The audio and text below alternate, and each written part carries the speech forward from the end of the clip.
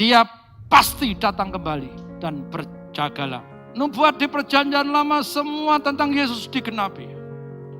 Maka kita juga percaya kedatangannya juga pasti tergenapi. Dia pasti datang dan segera datang. Berjaga-jagalah. Kenapa Yesus kok sampai sekarang belum datang? Tuhan masih memberikan waktu, kesempatan untuk manusia bertobat. Karena Yesus juga punya kerinduan. Manusia boleh percaya kepada Dia dan diselamatkan. Tidak mengalami kebinasaan. Karena Dia datang ke dunia untuk mengampuni orang berdosa. Memberikan berita pengampunan. Yesus rela mati di kayu salib untuk menanggung semua dosa manusia.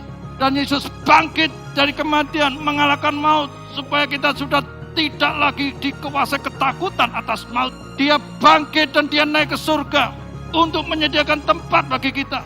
Dan Dia naik ke surga supaya Roh Kudus turun untuk menyertai kita, tinggal di dalam kita selama-lamanya. Untuk menuntun kita, memberikan kemampuan kepada kita untuk hidup dalam kebenaran.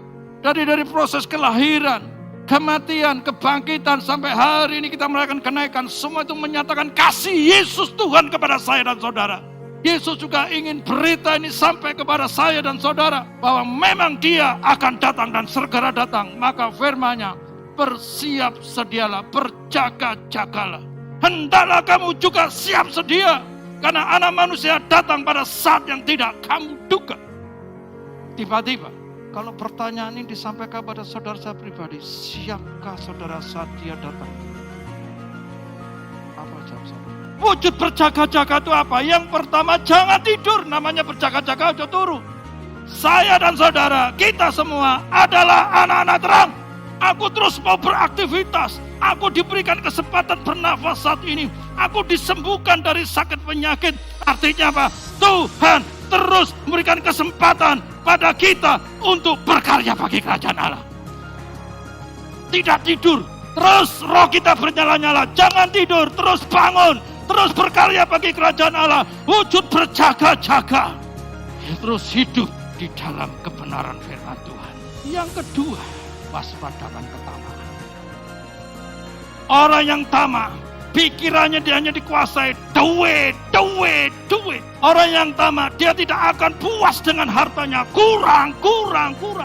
Bahkan dia akan berusaha untuk menambah kekayaan dengan berbagai cara, dengan segala cara. Tipu sana, tipu sini.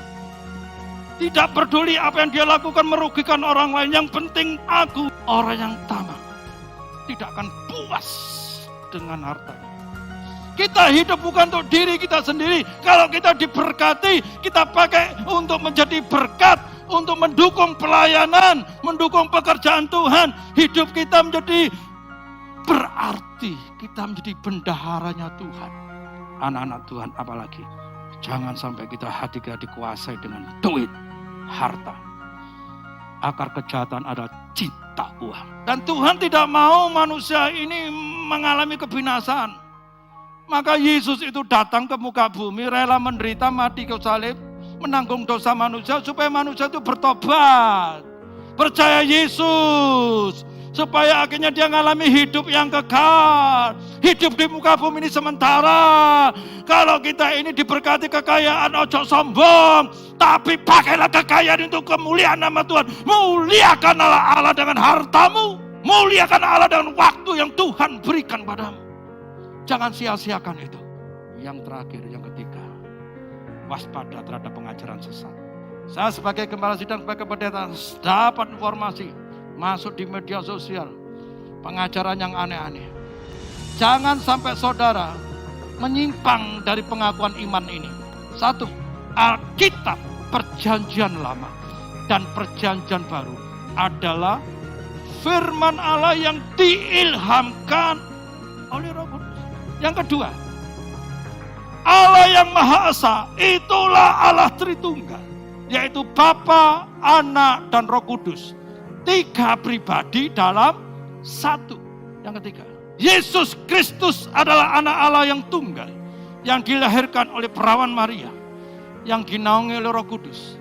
Bahwa Yesus telah disalibkan, mati dan dikuburkan, dan dibangkitkan pada hari yang ketiga dari antara orang mati. bahwa ia telah naik ke surga dan duduk di sebelah kanan Allah Bapa sebagai Tuhan, Juru Selamat dan Pengantara kita. Kalau ada pengajaran yang menyatakan Yesus bukan Tuhan, jangan ikuti. Yesus adalah Tuhan. Kamu menyebut aku guru dan Tuhan. Dan katamu itu tepat. Sebab memang akulah guru dan Tuhan. Jadi kalau ada pengajaran yang menyatakan Yesus itu bukan Tuhan, jangan ikuti. Yesus adalah Tuhan. Dan Tuhan katakan, akulah jalan dan kebenaran dan hidup. Tidak ada satu orang pun sampai kepada Bapa kalau tidak melalui aku. Hanya Dialah satu-satunya jalan. Tidak ada yang lain. Karena Dia dari surga, Dia kembali ke surga. Karena Dia dari surga, Dia kalau mengajak kita tidak akan tersesat jalan ke surga. Ikut Yesus pasti aman. Pasti masuk surga. Tuhan memberkati.